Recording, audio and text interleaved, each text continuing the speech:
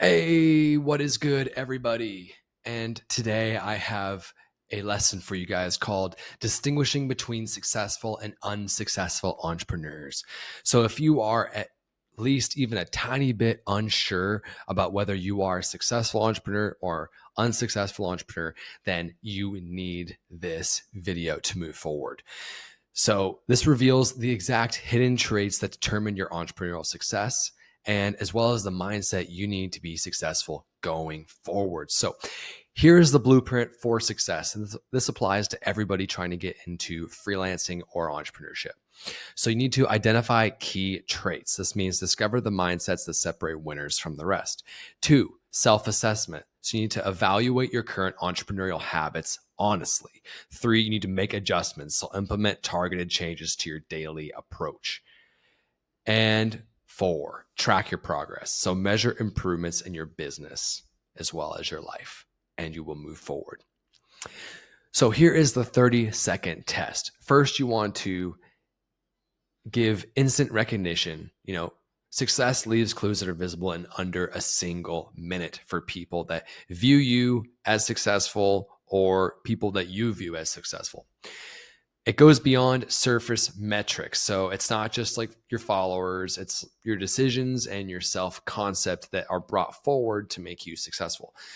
Three, predictable patterns. So winning entrepreneurs share specific traits that you can adopt. So here is the entrepreneurial operating system. So first you have results, which is sustainable growth and profit. So like actually being good at your offer, having reps under your belt, knowing what you're doing in your field, and also knowing about your current offer and your target market, and like bringing an offer to the market that fits at your target audience and makes the most sense for what they need.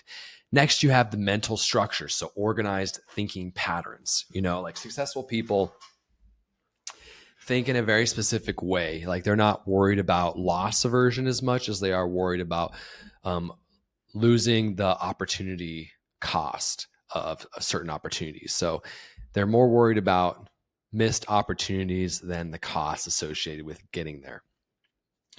Next, you have skills and tactics, so aka business capabilities. So skills without structure create chaos. So your mental approach either multiplies income or kills momentum. So you rise only as high as your current belief system and mindset related to your entrepreneurial journey. So these are the 5 fatal flaws. All right, let's get into the nitty gritty of this. Chasing tactics. So a new funnel every week, zero compounding.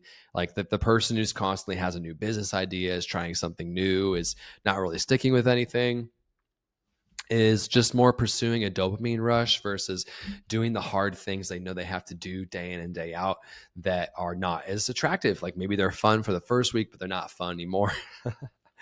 Now, social media will always be fun for me. This is literally just what I do for fun in my free time to help people because it's my highest form of leverage, hands down.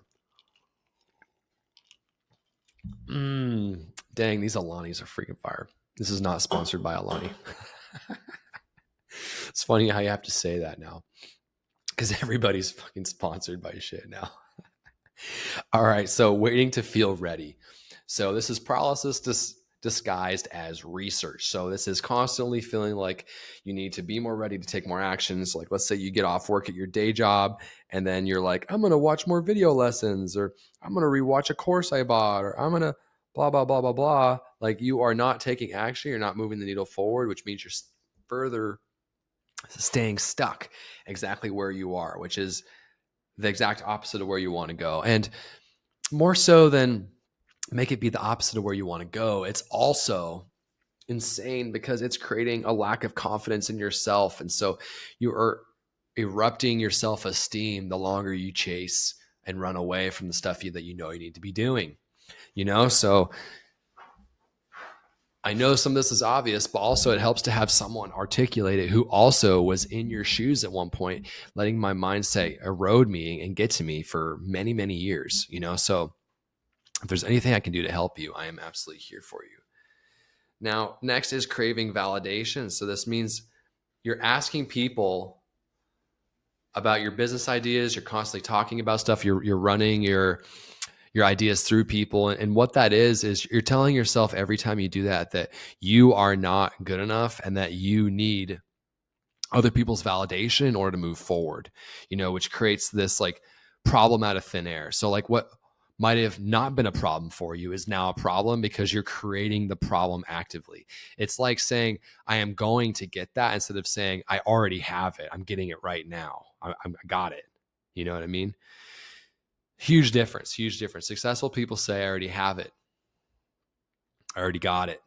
Then they're not like saying, I'm going to get it, or I want that. I want that. It's the worst thing you could possibly say.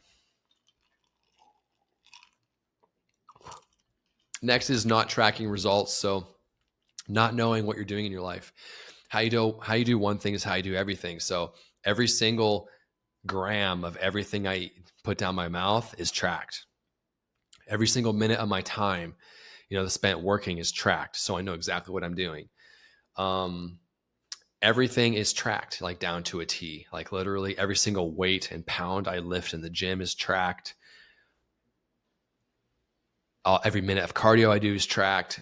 Everything's freaking tracked. So no matter what, make sure you track your results. And once you do that in your own personal life, then you're also going to do that for your clients and your business, because then that's when you have a lot of freaking data to track and stuff to grab. So moving forward, next you have a weak identity most likely. So you're still thinking like an employee, not an owner, which I'm guilty of. Literally all this stuff I'm talking about, I'm guilty of.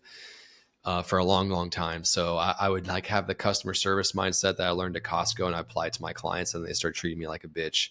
And then I start to lose clients. And then I'd realize that I need to show up like a manager and like I own the situation. I'm a leader versus a follower. And then my entire life transformed when I started doing that.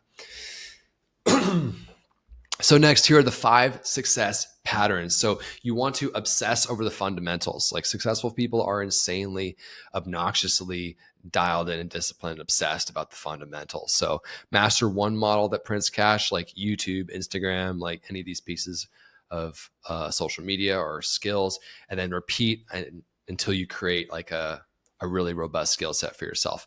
Don't just spray and pray and do a bunch of like poor quality reps, but do a bunch of high quality reps and then do a shitload.